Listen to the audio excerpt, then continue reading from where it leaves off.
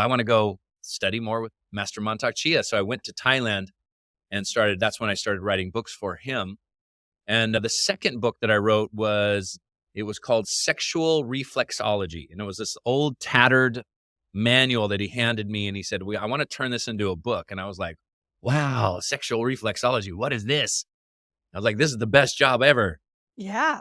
Yeah. So what did you learn from that? Yeah. Tell us, what is sexual reflexology? What is sexual reflexology? Well, it was interesting because it was a manual about how to tell if you're compatible with somebody else. And this was a technique that the Taoist Qi Gong masters used to help arrange marriages in China. Mm-hmm. So in ancient China, there was a lot of arranging of marriages, and they would see if people were compatible even before they met by looking at their facial features, by looking at their hands, by looking at their ears, and just taking it all in and seeing, do these two people match energetically? Huh. And so that was actually the first part of the book, is kind of telling if you had compatibility with somebody.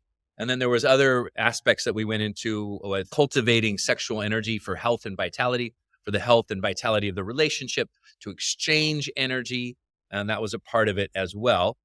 And then ear reflexology, foot reflexology, hand reflexology, there was reflexology in the genitals as well that reflected energy in the whole entire body. So it was also a practice of health and vitality, and a practice of healing through pleasure rather than healing through pain, which meant that if you had some illness, let's say asthma, for example, you would go to your Taoist master or your Qi Gong master and say, God, I got this problem in my lungs.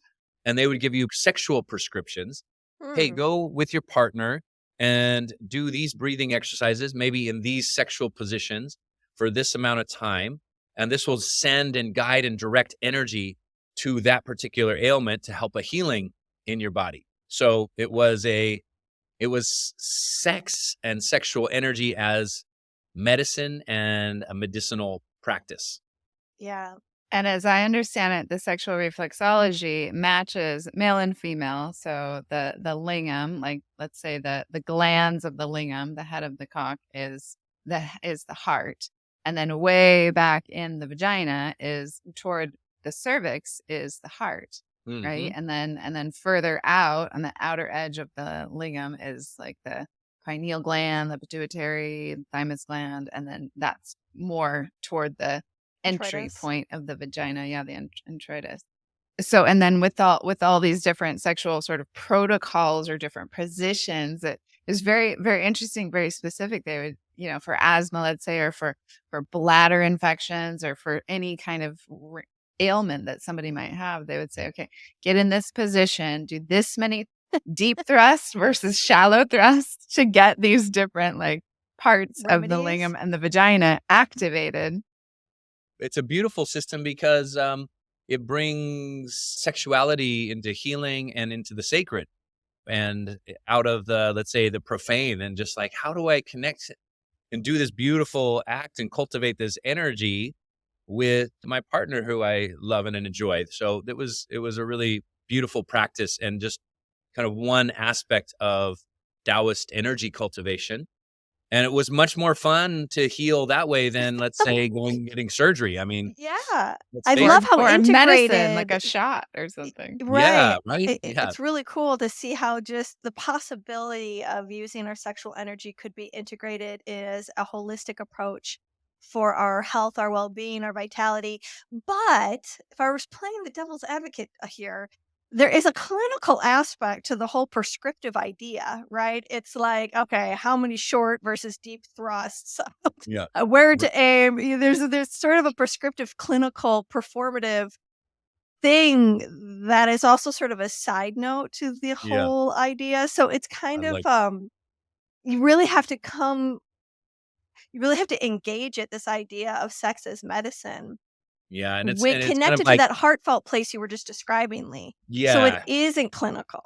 Exactly. It's like, honey, the doctor said we got to do this. And she's, oh man, again? 3 to the right, 4 to the left. Honey, it's my lungs. Come on, do it for my lungs. Yeah, that's really cool. That's I really think sweet. there's really a lot of value in having, like, I think about Qigong as a white tantra practice. When we look at tantric perspective, we've got white tantric practice, which is cultivating your own energy moving through your meridians and having these certain levels of openness within your own system. And then you bring it to a red tantric practice, which is with another person. And then you're matching that, energy systems together and starting to blend and move energy through each other's meridians. And so that can be really powerful. So I think that it's so important to have that self cultivation practice, whether it's a Qigong practice, a Tai Chi, yoga, running, swimming, anything really, anything that moves energy, any kind of breath or movement is going to move and cultivate your stagnant chi, bring more vitality and spaciousness to your body. And then you have a greater capacity when you come into union with your partner. And, even if it's for fertility or if it's for, healing the lungs or whatever, I think that having that foundation is so key.